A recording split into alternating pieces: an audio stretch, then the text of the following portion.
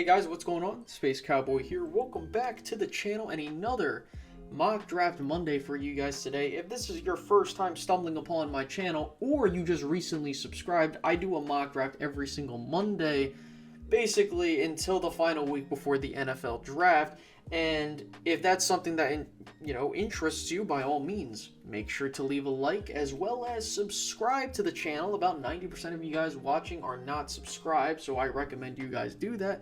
And most importantly, hit the notification bell so you don't miss out on new content when it drops. Now, that out of the way, going into this mock draft, I know that for me, the top targets, in my opinion, are Penei Sewell and Rashawn Slater. I think that offensive line is your guy at 10. Like, that's where you're going at 10 because of the circumstances. And with what you have a top 10 pick, and you want to invest that in someone that you can see playing 10 years with your team.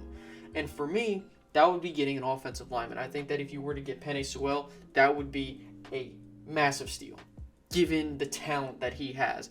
And with Rashawn Slater, I think it's the same thing. I don't think it's super far of a drop-off. I just think because of Penei Sewell's basically hype, even though it's kind of weird seeing, offensive linemen get a lot of love because usually it's other, prospects that get that. But definitely, I like it when I see the offensive linemen get their due diligent, praise and whatnot.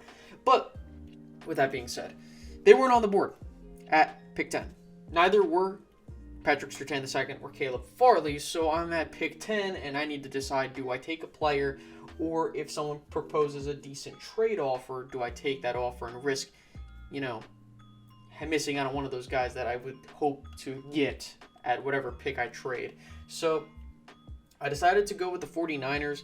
There's a bit of a bidding war, so it was between the Bears and the Patriots. Basically, the Bears had an embarrassing offer that I decided nope. And the Patriots, again, it wasn't that impressive. But as for the 49ers, it was a decent amount. So to trade pick 10, I moved down 2 spots to pick 12, and I picked up a third-round selection, which was pick 102 in this draft, and a future fifth-round pick. So moving down 2 spots, that's pretty damn good. Getting another pick in the draft, specifically in the third round, and getting a future pick, albeit fifth-round selection, I want to get as many draft picks as possible. So with that being said, moving down to pick 12, I decided to select J.C. Horn, cornerback out of South Carolina. Now, when it comes to J.C. Horn, I definitely view him as the top, in the top 3 of cornerback prospects in this draft. For me, I really don't know where to put him. I feel like, given the circumstances, I think that you can maybe make him cornerback too. The reason I'm a bit apprehensive to that is because the way I look at it, Caleb Farley is my number 1 corner. I would love for the Cowboys to pick him at 10 if he's there.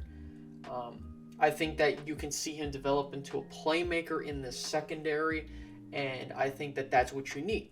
If you're going to take a corner top 10, you want that guy to make, get turnovers and basically justify him getting a second contract. As for Patrick Surtain II, I think if you want a pure, the guy's ready to roll out and play, NFL-ready corner, he's your guy.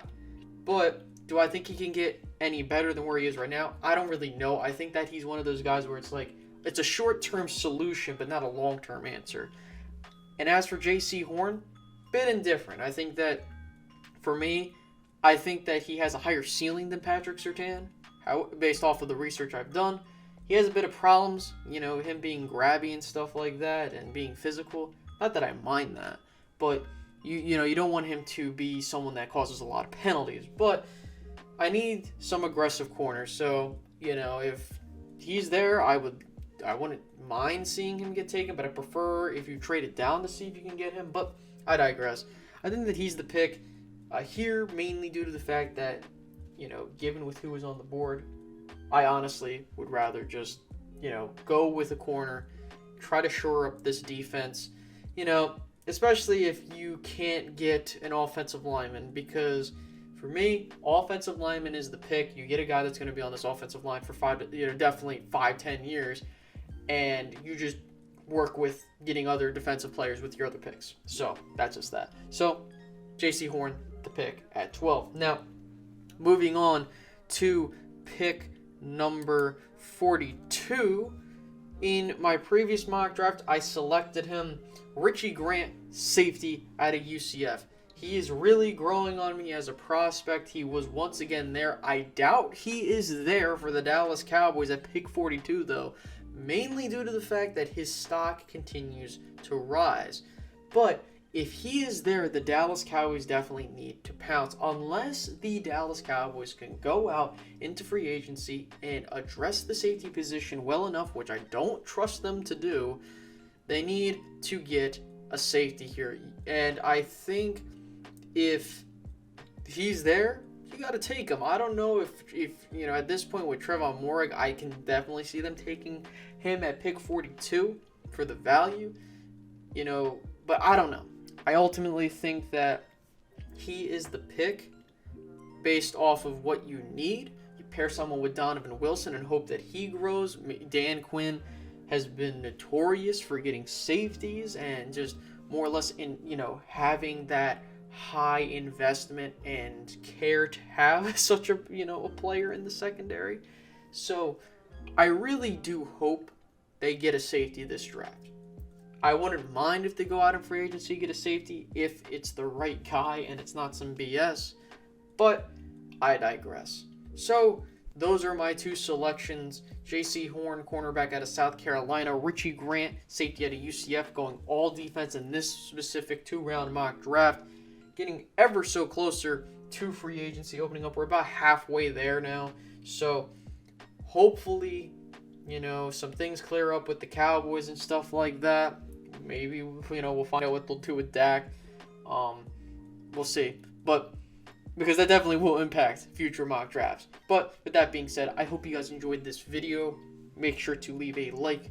Make sure to subscribe if you're new.